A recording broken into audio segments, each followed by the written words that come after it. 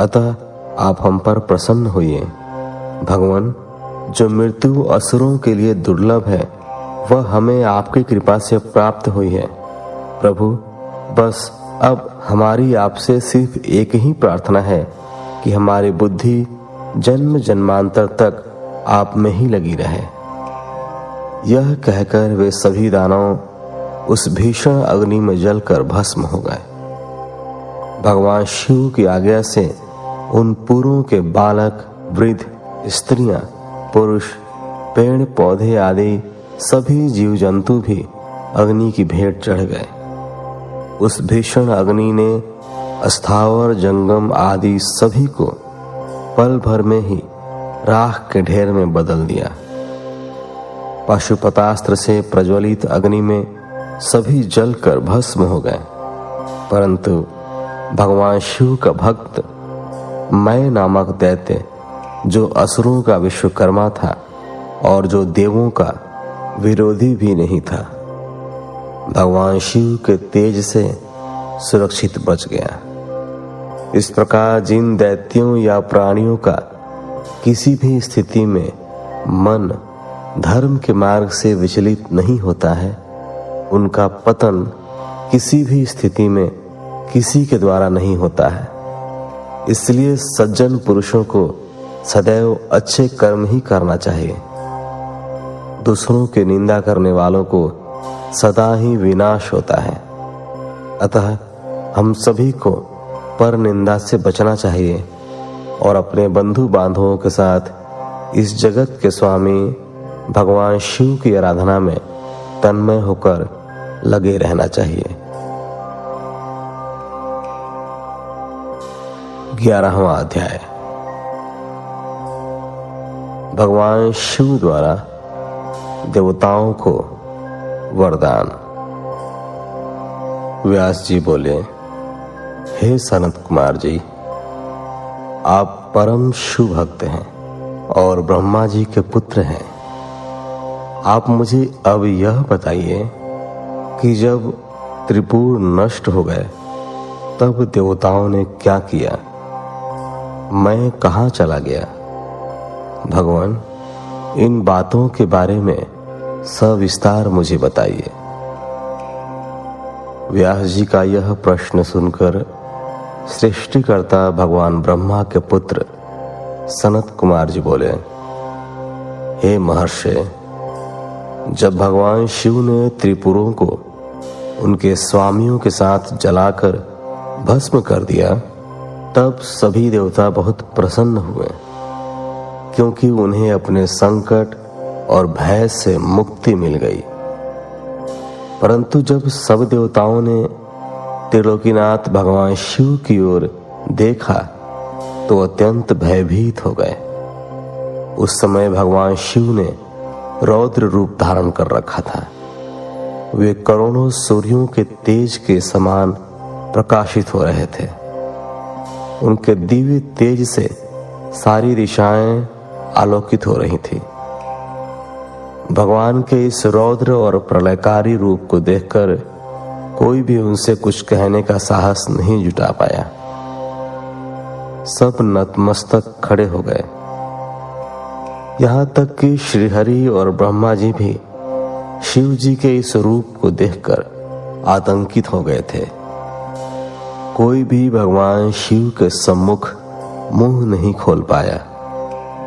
देव सेना को इस प्रकार भयग्रस्त देखकर ऋषियों ने हाथ जोड़कर भगवान शिव को प्रणाम किया। ब्रह्मा जी, श्री हरि विष्णु, देवराज इंद्र सहित सभी देवता और ऋषि मुनि भक्तवत्सल कल्याणकारी भगवान शिव की स्तुति करने लगे।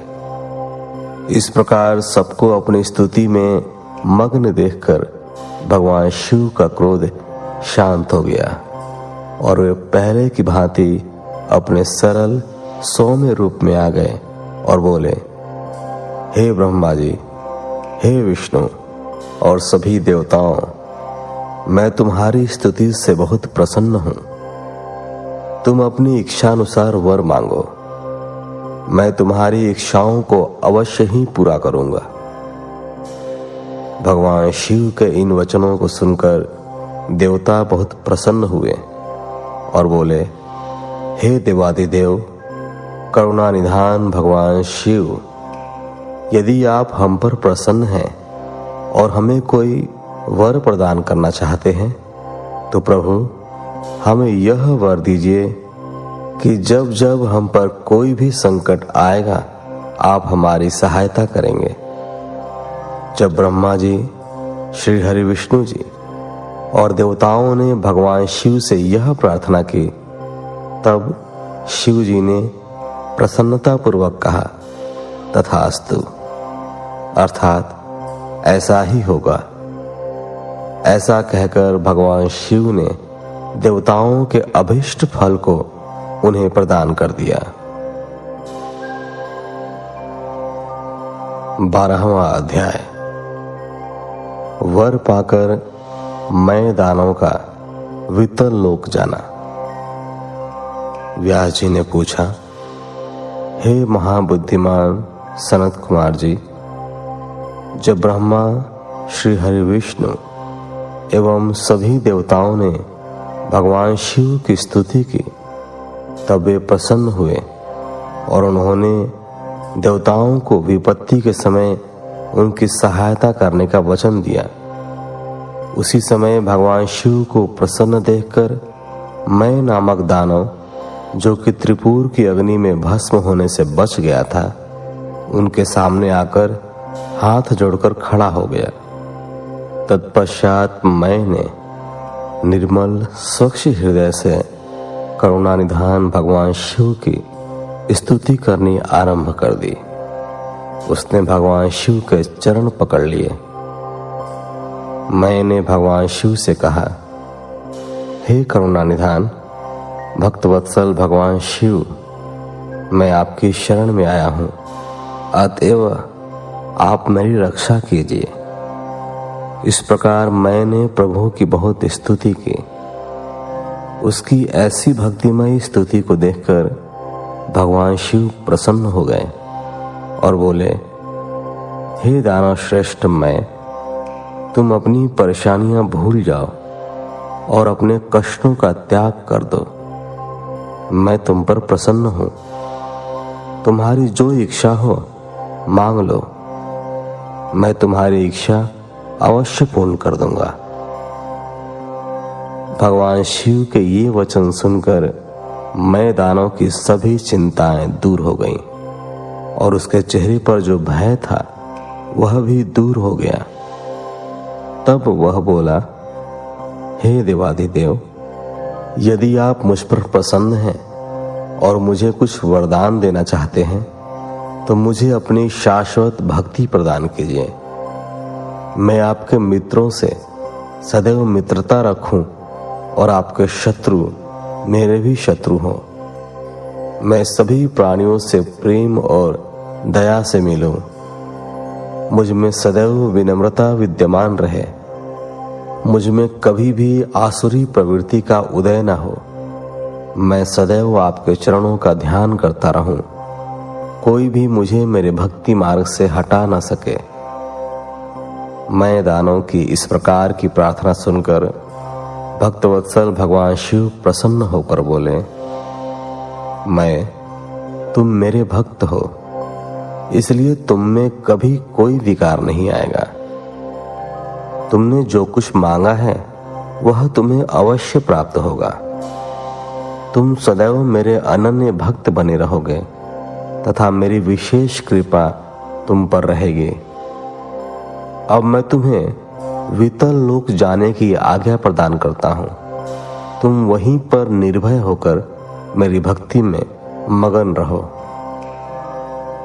भगवान शिव की आज्ञा मानकर मैं दानव वहां से सब देवताओं व अपने आराध्य भगवान शिव को प्रणाम कर वितल लोक चला गया।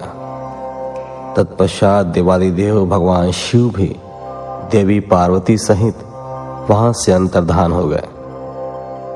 त्रिलोकीनाथ भगवान शिव के वहां से अंतर्धान होते ही उनके अभीष्ट कार्यों को पूरा करने के लिए उपलब्ध कराए गए साधन, जैसे उनके धनुष, बाण, रथ आदि भी वहां से अदृश्य हो गए। तब वहां उपस्थित ब्रह्मा जी, श्री हरि विष्णु, देवराज इंद्र व अन्य सभी देवता व ऋषि मुनि भी हर्षपूर्वक अपने आराध्य भगवान शिव का गुणगान करते अपने अपने लोकों को चले गए। भगवान शिव के इस रुद्र रूप का स्मरण करने से शत्रुओं का विनाश होता है। महर्षि, जीव के सबसे भारी शत्रु और कोई नहीं, उसके मनोविकार ही तो हैं। इनके वशीभूत होकर जीव अपने लक्ष्य से भटक कर नष्ट हो जाता है। ऐसा करके वह अपने इहलोक के साथ साथ परलोक को भी बिगाड़ता है। भगवान शिव आशुतोष हैं। उनकी लीलाओं को सुनने से समस्त पापों का नाश होता है और सभी अभिष्ट वस्तुओं की प्राप्ति होती है। महर्षि, इस प्रकार मैंने तुम्हें तारकाक्ष, कमलाक्ष और विद्युन्माली नामक तीनों असुरों का संहार करने वाली भगवान शशि मौली शिव शंकर जी की लीला में कथा सुनाई है। 13वां अध्याय। इंद्र को जीवन दान व बृहस्पति को जीव नाम देना। व्यास जी बोले, हे ब्राह्मण, आपने मुझ पर कृपा करके मुझे भगवान शिव के अनेक चरित्रों को बताया है। अब मैं आपसे एक और कथा जानना चाहता हूं। मैंने पूर्व में सुना था कि भगवान शिव ने जलंधर का वध किया था। कृपा कर मुझे इस कथा के बारे में भी बताइए। सूत जी बोले कि जब व्यास जी ने महामुनि से इस प्रकार पूछा तो सनत कुमार जी बोले, हे महामुने, एक बार की बात है कि देवगुरु बृहस्पति और देवराज इंद्र भगवान शिव के दर्शन करने के लिए कैलाश पर्वत पर गए। तब भगवान शिव ने अपने भक्तों की परीक्षा लेने के विषय में सोचा। उन्होंने मार्ग में उन्हें रोक लिया। कैलाश पर्वत के रास्ते में ही वे अपना रूप बदलकर तपस्वी का वेश धारण करके बैठ गए। जैसे ही देवराज इंद्र वहां से निकले, उन्होंने तपस्वी से पूछा कि भगवान शिव अपने स्थान पर ही हैं या कहीं और गए हैं। यह पूछकर उन्होंने तपस्वी से उनके नाम आदि के विषय में भी जानना चाहा, परंतु तपस्वी रूप में शिव जी चुप रहे और कुछ न बोले। उन तपस्वी को इस प्रकार अपने प्रश्न के उत्तर में चुप देखकर देवराज इंद्र बहुत क्रोधित हुए। वे बोले, अरे, मैं तुमसे पूछ रहा हूं और तू है कि उत्तर ही नहीं दे रहा है। जब तपस्वी ने पलटकर पुनः उत्तर नहीं दिया, तब इंद्र ने हाथ में वज्र लेकर तपस्वी रूप धारण किए भगवान शिव पर आक्रमण कर दिया। परंतु शिव जी ने तुरंत पलटवार करते हुए इंद्र के हाथ को पीछे धकेल दिया। तब क्रोध के कारण शिव जी का रूप प्रज्वलित हो उठा और उस तेज को देखकर ऐसा प्रतीत होता था कि यह तेज सब कुछ जलाकर भस्म कर देगा। इंद्र की भुजा को झटकने से इंद्र का क्रोध भी बढ़ गया, परंतु गुरु बृहस्पति उस तेज से भगवान शिव को पहचान गए। देवगुरु बृहस्पति ने तुरंत हाथ जोड़कर देवादिदेव भगवान शिव को प्रणाम किया और उनकी स्तुति करने लगे। बृहस्पति जी ने देवराज इंद्र को भी शिव चरणों में झुका दिया और क्षमा याचना करने लगे। वे बोले कि हे प्रभु, अज्ञानतावश हम आपको पहचान नहीं पाए। भूलवश आपकी अवहेलना करने का अपराध देवराज इंद्र से हो गया है। हे भगवान, आप तो करुणा निधान हैं। भक्त वत्सल होने के कारण आप सदा अपने भक्तों के ही वश में रहते हैं। प्रभु, कृपा करके इंद्रदेव को क्षमा कर दीजिए। बृहस्पति जी के ऐसे वचन सुनकर त्रिलोकीनाथ भगवान शिव बोले कि मैं अपने नेत्रों की ज्वाला नहीं रोक सकता। तब बृहस्पति जी बोले कि प्रभु, आप इंद्रदेव पर दया कीजिए और अपने क्रोध की अग्नि को कहीं और स्थापित कर देवराज का अपराध क्षमा कीजिए। तब भगवान शिव बोले, हे बृहस्पति, मैं तुम्हारे चातुर्य से प्रसन्न हूं। आज तुमने इंद्र को जीवन दान दिलाया है, इसलिए तुम्हें जीव नाम से प्रसिद्धि मिलेगी। यह कहकर उन्होंने अपने क्रोध की ज्वाला को समुद्र में फेंक दिया। तब इंद्रदेव और देवगुरु बृहस्पति ने भगवान शिव को धन्यवाद दिया और उन्हें प्रणाम करके स्वर्गलोक चले गए। 14वां अध्याय, जालंधर की उत्पत्ति। व्यास जी बोले, सनत कुमार जी, जब भगवान शिव ने अपने क्रोध की ज्वाला समुद्र में प्रवाहित कर दी तब क्या हुआ? सनत कुमार जी बोले, हे मुने, जब भगवान शिव ने अपना क्रोध समुद्र में डाल दिया तो क्रोध की वह ज्वाला बालक का रूप लेकर जोर जोर से रोने लगी। उस बालक के रोने की आवाज से सारा संसार भयभीत हो गया। पूरा संसार उसकी आवाज से व्याकुल था। तब सभी चिंतित होकर ब्रह्मा जी की शरण में गए। तब सब देवताओं ने सादर ब्रह्मा जी को प्रणाम किया और उनकी स्तुति करने लगे। तत्पश्चात बोले, हे ब्रह्मा जी, इस समय हम सभी पर बड़ा भारी संकट आन पड़ा है। प्रभु, आप तो सब कुछ जानते ही हैं। उस बालक ने जो समुद्र से उत्पन्न हुआ है, अपने भयंकर रुदन द्वारा पूरे संसार को आहत किया है। सभी भय से आतुर हैं। हे महायोगिन, आप उस बालक का संहार करके हमें भय मुक्त कराएं। देवताओं की इस प्रकार की प्रार्थना सुनकर ब्रह्मा जी अपने लोक से पृथ्वी लोक पर उतरकर उस समुद्र पर पहुंचे जहां वह बालक विद्यमान था। ब्रह्मा जी को अपने पास आता देखकर समुद्र ने भक्तिपूर्वक उन्हें प्रणाम किया और उस बालक को ब्रह्मा जी को सौंप दिया।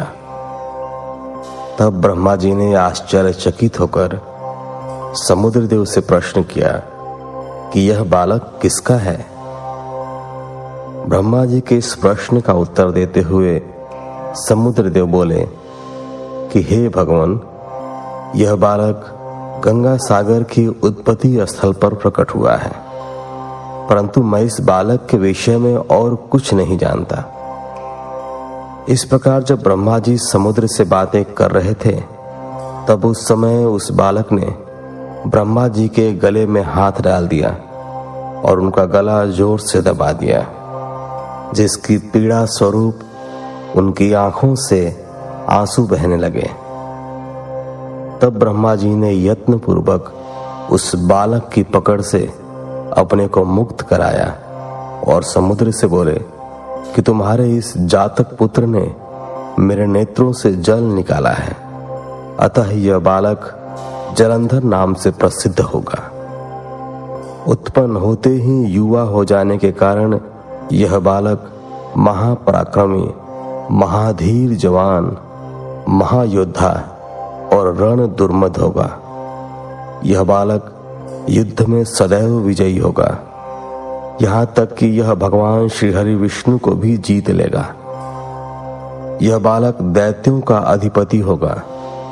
कोई भी मनुष्य या देवता इसका चाह कर भी कुछ नहीं बिगाड़ पाएंगे। इसका संहार केवल त्रिलोकीनाथ भगवान शिव के द्वारा ही संभव है। यह कहकर ब्रह्मा जी ने असुरों के गुरु शुक्राचार्य को बुलाया और उनके हाथों से उस बालक को दैत्यों का राजा स्वीकार करते हुए उसका राज्याभिषेक कराया। तत्पश्चात ब्रह्मा जी स्वयं वहां से अंतर्धान हो गए। अपने जातक पुत्र के विषय में जानकर